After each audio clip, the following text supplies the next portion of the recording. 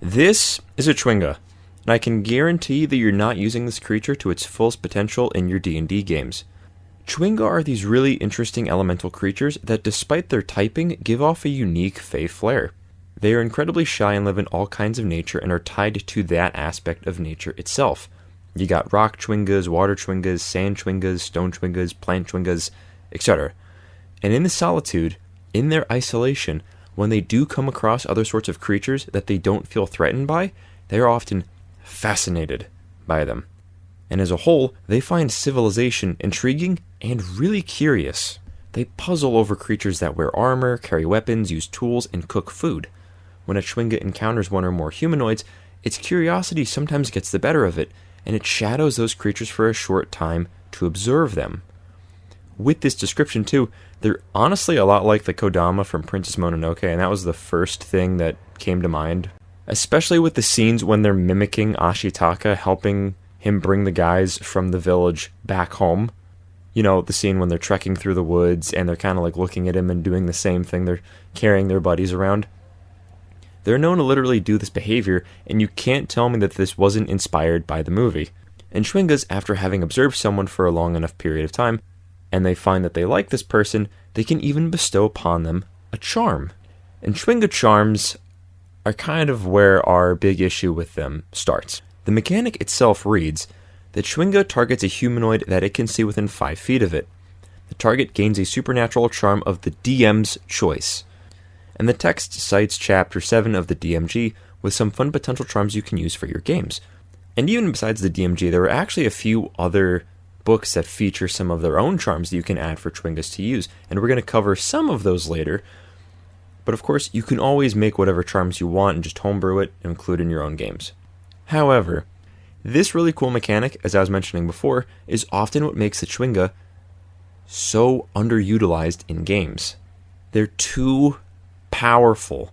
Chwinga can be incredibly problematic in games for this simple reason. A lot of D&D players, who I will not name specifically, murder hobos and power gamers, will try to take advantage of the Chwinga's gifting mechanic. And a lot of players claim that you can use spells like Conjure Minor Elementals in order to summon a group of Chwingas, and then once summoned, you can command them to give you as many magical gifts as you want.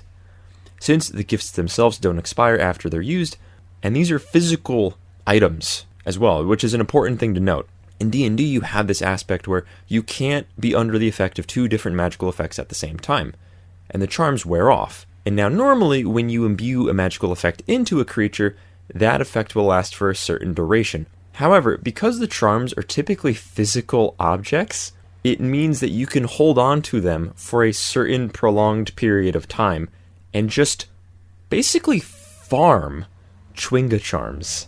So yeah, after a long period of time, you can potentially use spells like Conjure Minor Elementals to get a bunch of Chwingas to just throw charms at you, and then just hoard supernatural charms, which can be very game-breaking.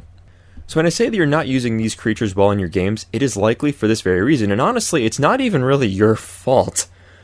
When it comes down to the Chwinga, they're one of the few creatures that have the ability to completely change a spell's ruling and really make it up to the DM on how it works.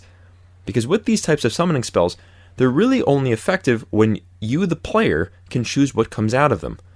It streamlines combat since the DM doesn't need to basically randomly decide what sort of creature to bring out in that moment.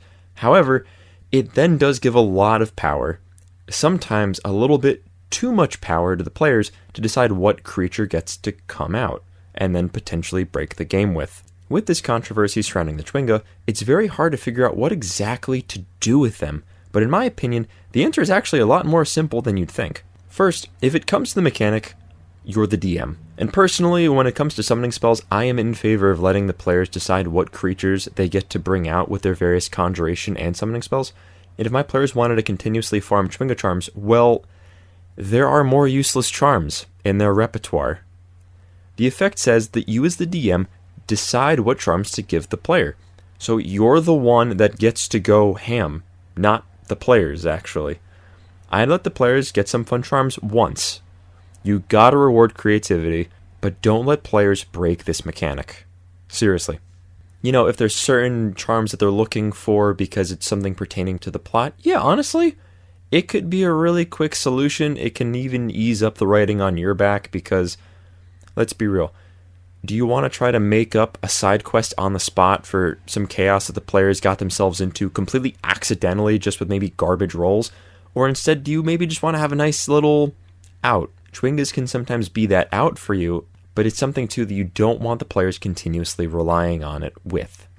So yeah, now that we've determined that you, the DM, can actually rein in this effect and not make it too broken, the question remains, how do we bring these creatures into our games and really utilize their full potential? So first of all, I think that their lore has enough to do some really cool things in it already.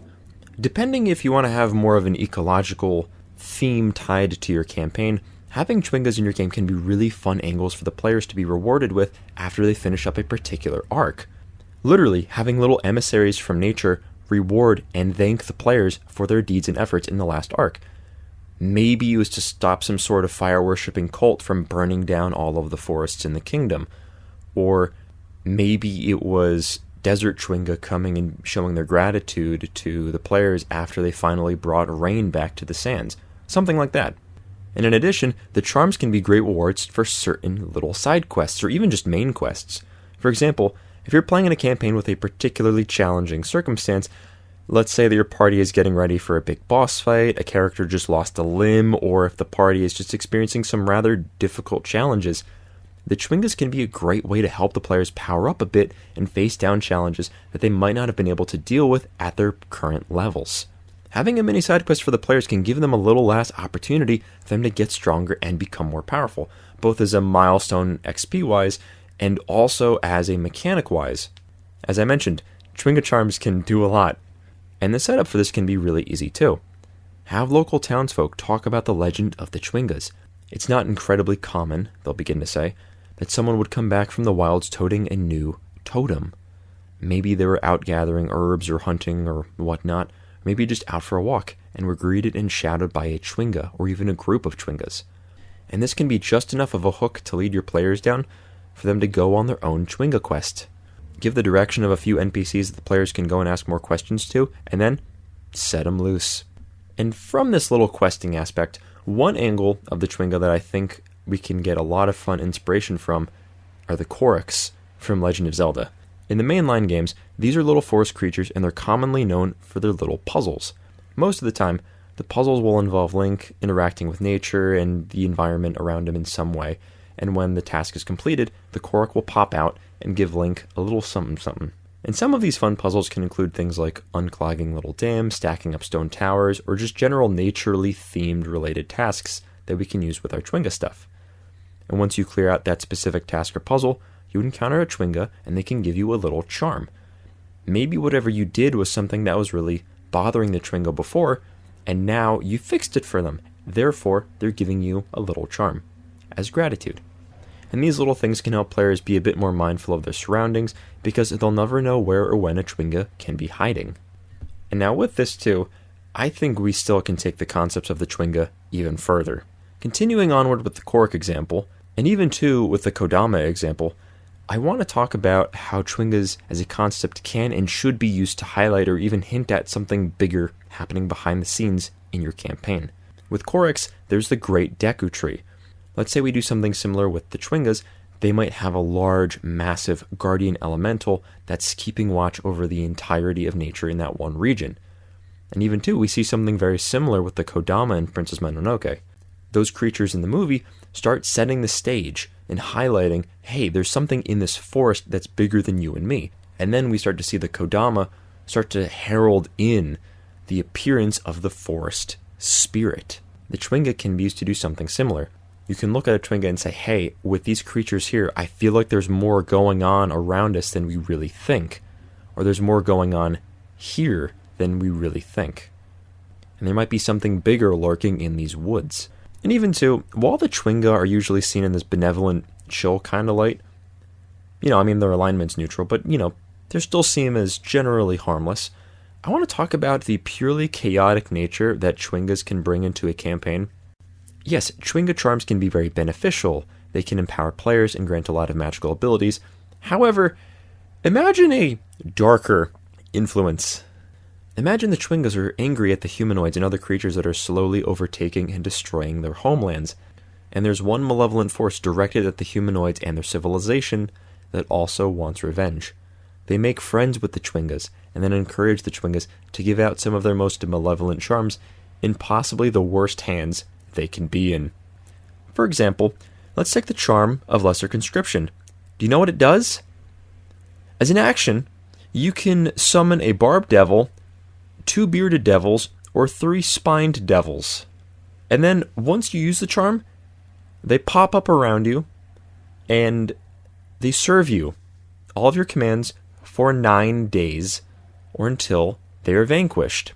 Oh, and maybe if these devils aren't your style, there's also the charm of Greater Conscription, which basically allows you to summon a horned devil.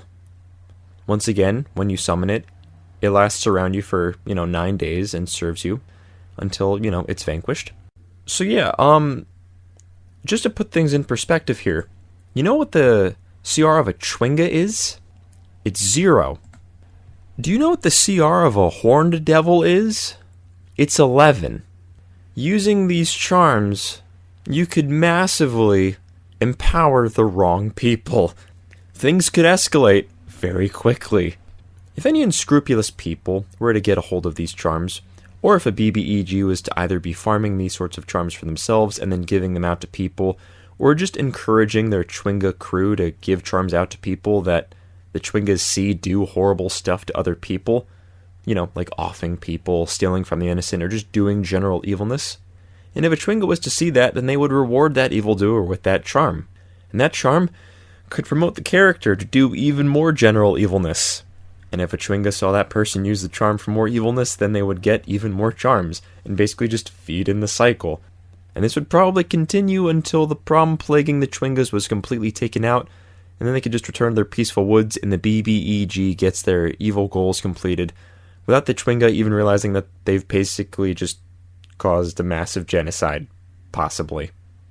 So yeah, looking over all the stuff with these Chwinga, I really like the different angles that they can cover. They can be cool quest givers, or the subjects of quests. They can herald in greater world building, or they can literally be part of the manpower that's fueling the evilness of the BBEG. So from just being an abused stat block and NPC, to actually being a fun creature that can really help flavor and flesh out your games and campaigns, I hope this got you interested in using them within your games. And if you liked the video, then please like and subscribe for even more D&D content and ideas. And in the meantime, keep smiling, keep scheming, and I'll see all of you next time.